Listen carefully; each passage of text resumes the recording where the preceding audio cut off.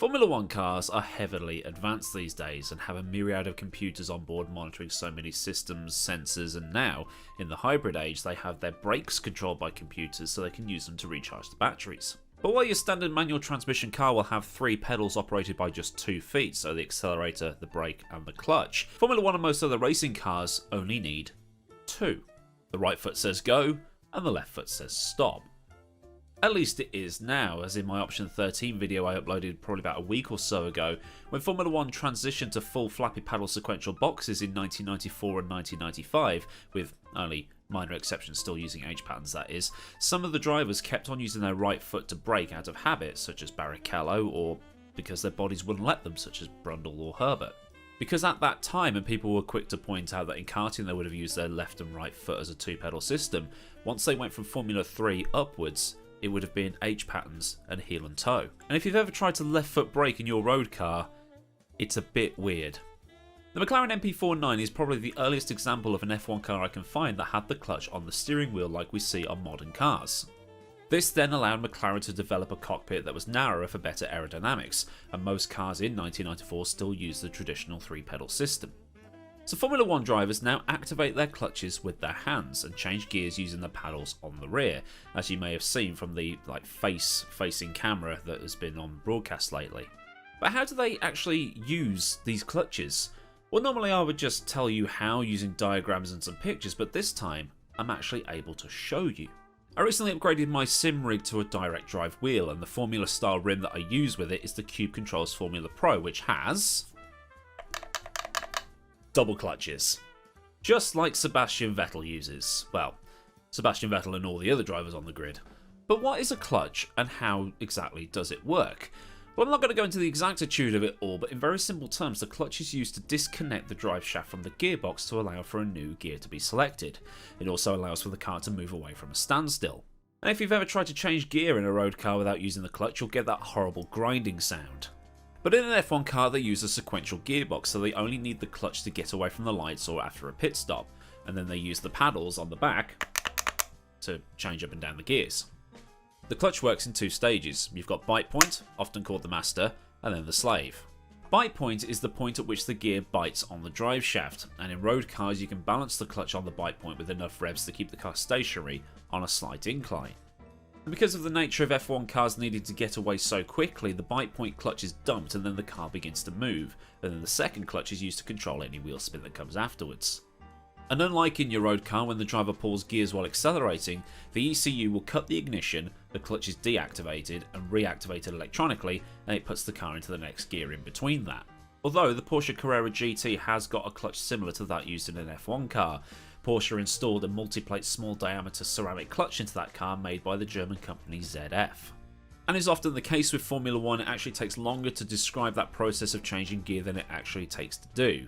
And no wonder, that process I just described takes 0.005 seconds. That's faster than the human eye can blink. Now obviously this isn't going to be a hyper-realistic this is how they actually do it type of video, because the art of accurately recreating clutch simulation in things like iRacing, rFactor 2 and Assetto Corsa isn't really done, because there's nothing available that can simulate the feedback of a bite point of a clutch. So the clutch on the back of this Cube Controls rim is a bit like how they were able to do up until around 2015. They could manually set the bite point rather than having the presets they do today. And the clutch is put under an immense amount of strain, and the temperatures can easily reach around 1000 degrees at the start of a Grand Prix. And in the early days of these clutches, before anti-stall became a thing, it wasn't uncommon to have cars stall at the starts of Grand Prix or as they came out of the pit lane. Michael Schumacher actually lost a championship after his clutch slipped while waiting for the start of the 1998 Japanese Grand Prix, and this was after the first start had to be aborted because the same thing had happened to Jarno Trulli. So in this case I changed the bite point by twiddling this little knob here. I can then do that for each car, and it does take a little bit of time to set up properly, so I've only ever tried it in rFactor 2 with the Formula Pro car, because that's what I've been driving a lot lately because of the rFactor 2 Formula Challenge series. So naturally that's when I'll be demonstrating this clutch system in, so let's get out on track and see how this all works. Okay, so welcome to Indianapolis in the rFactor 2 Formula Pro car. And you can see in the top left hand corner of your screen I've got wheel cam so you can see what I'm doing with my clutch paddles down here at the bottom.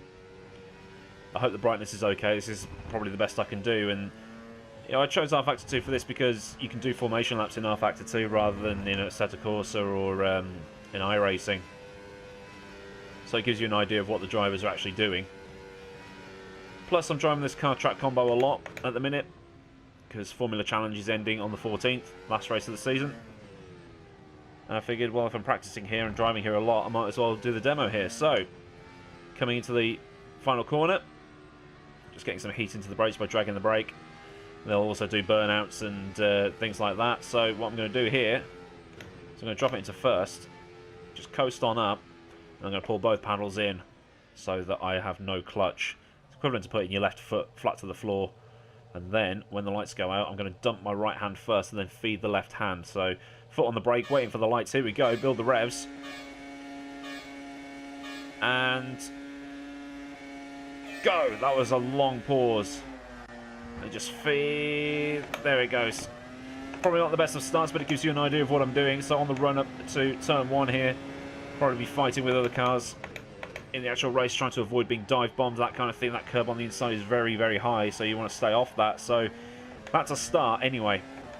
I'm going to do this lap and then come in at the end of the next lap, do a pit stop and show you how it works there. So there's pretty much 3 ways you can do the start. There's what I did, which is just give it all the beans, like the boy racer at Halfords or boy racer at the traffic lights type of thing, which looks cool and can get you a lightning start, but you run the risk of burning out your rear tyres and just getting a slow as hell start.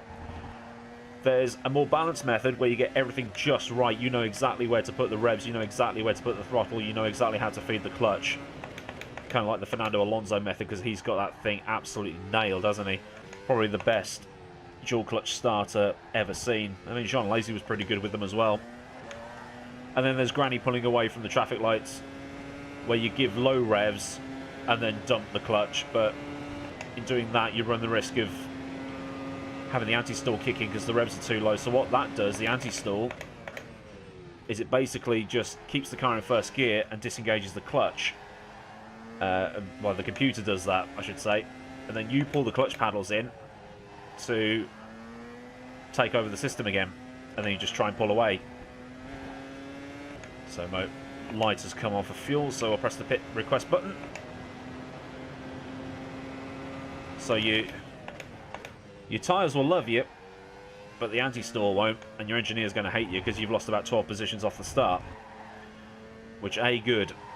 Oh, there's an Apex there somewhere, come on. Talking and driving, very difficult. I don't know how Jimmy and DDF Racer and guys like that can do it. Into the snake pit now. Try and start that curve. The force feedback out of this thing is incredible. Feeling every bump and curb. Just coming into the pits here. Where's the line?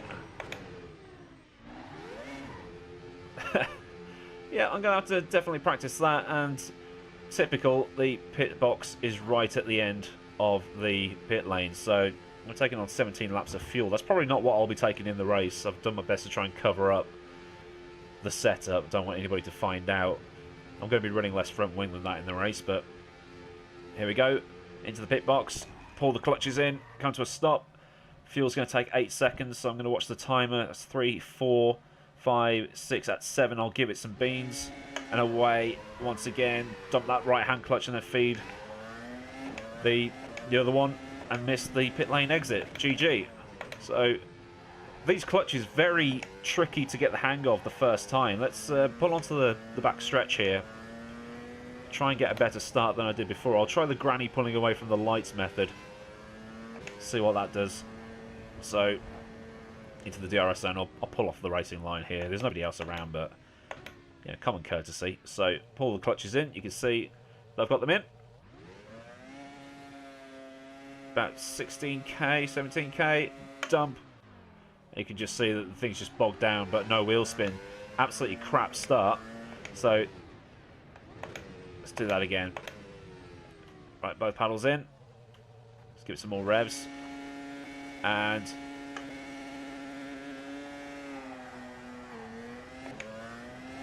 better, but not perfect. The engine's starting to overheat now. So, yeah, these things...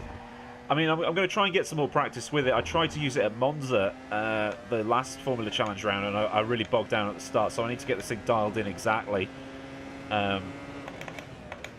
Very, very weird system to get the hang of. Still not used to it. But I'm really looking forward to driving this car around this track. Highlight reel for the non-championship round here. I'll put it in the description. You can watch that. It was a great comeback drive. Let's just go for one flying lap. Why not? It'll be fun. So up to turn 1 here. Spot the braking. Missed the apex. Still not used to this wheel.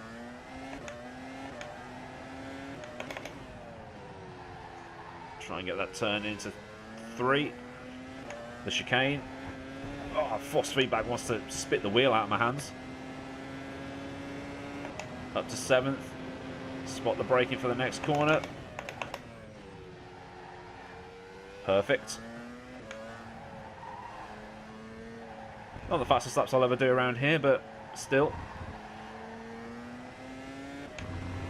And then at racing speeds, you can just forget about the clutch. I even turned the auto clutch back on, so I don't have to worry about hitting neutral or anything like that if I get punted off or anything. And then the final corner, I can keep my right foot absolutely buried. We've got the setup absolutely nailed. And there we go, that's a lap of Indianapolis. So hopefully that's given you an insight into how these F1 clutches actually work and what they actually do with them to make getaways. And like I said in the chatter part before, I can adjust the bite point with, where is it, with this knob here. So I need to get that dialed in. But like I say, if you have enjoyed this video, then give it one of these. And if you want to see more like this, Motorsport explaining the stories from the real world of motorsport and the pressing issue stuff reacted to motorsport news, then hit subscribe, get that bell on so you never miss out on a future video. And of course, a huge, huge thank you to the patrons of Patreon who contribute to this channel.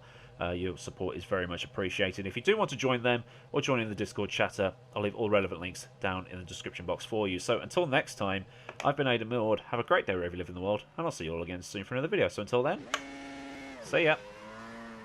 Oh, son of a...